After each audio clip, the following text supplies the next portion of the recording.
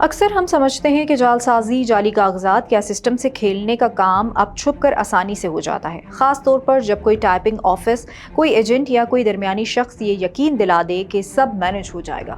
مگر متحدہ عرب امارات سے آنے والی یہ حالیہ کہانی ہمیں یہ بتاتی ہے کہ نظام خاموش ضرور ہوتا ہے لیکن اندھا نہیں ہوتا۔ شارجہ میں ایک بظاہر عام سا ٹائپنگ آفس تھا جہاں روز کی طرح لوگ کاغذات بنوانے آتے تھے، اندر کمپیوٹر تھے، پرنٹر تھے، سرکاری فارم تھے اور کچھ الیکٹرانک سروسز تک رسائی موجود تھی، لیکن اسی جگہ سے ایک ایسا کام ہو رہا تھا جو قانون کی نظر میں سنگین جرم تھا۔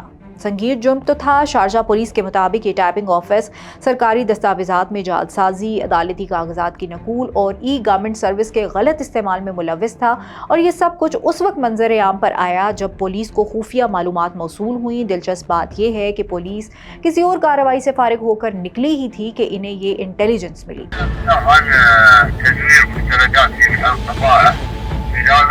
جیسے ہی معلومات کی تصدیق کی گئی، فوراً کارروائی کی گئی اور ٹائپنگ آفس پر چھاپہ مار دیا گیا۔ وہاں ایک ملزم کو رنگے ہاتھوں گرفتار کیا گیا جس کے پاس جعلی دستاویزات، ڈیجیٹل ٹولز اور وہ تمام مواد موجود تھا جو اس جرم میں استعمال ہو رہا تھا۔ یہ کوئی منصوبہ بند فراڈ یا کہانی گھڑنے کا موقع نہیں تھا، بلکہ ثبوت خود بول رہے تھے کہ یہ واقعہ صرف ایک گرفتاری کی خبر نہیں ہے بلکہ ایک واضح پیغام ہے کہ امارات میں سرکاری نظام، خاص طور پر عدالتی اور الیکٹرانکس خدمات، سخت نگرانی میں ہیں۔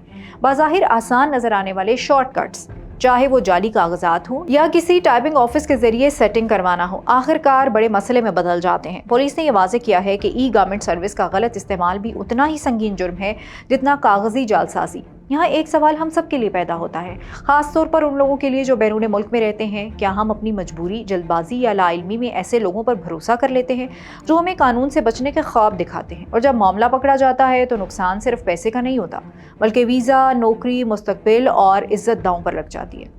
شارجہ پولیس نے اس کیس کو محض ایک کارروائی نہیں بلکہ عوامی آگاہی کا پیغام قرار دیا ہے تاکہ لوگ سمجھ سکیں کہ قانون سے کھیلنے کا انجام کیا ہوتا ہے۔ اب فیصلہ آپ کے ہاتھ میں ہے کہ کیا ایسے ٹائپنگ آفس اور ایجنٹس واقعی مددگار ہوتے ہیں یا وقتی سہولت دے کر پوری زندگی مشکل میں ڈال دیتے ہیں؟ آپ کی رائے کیا ہے؟ کامنٹ میں ضرور شیئر کریں، کیونکہ ایک شخص کی کہانی دوسرے کے لیے سبق بن سکتی ہے۔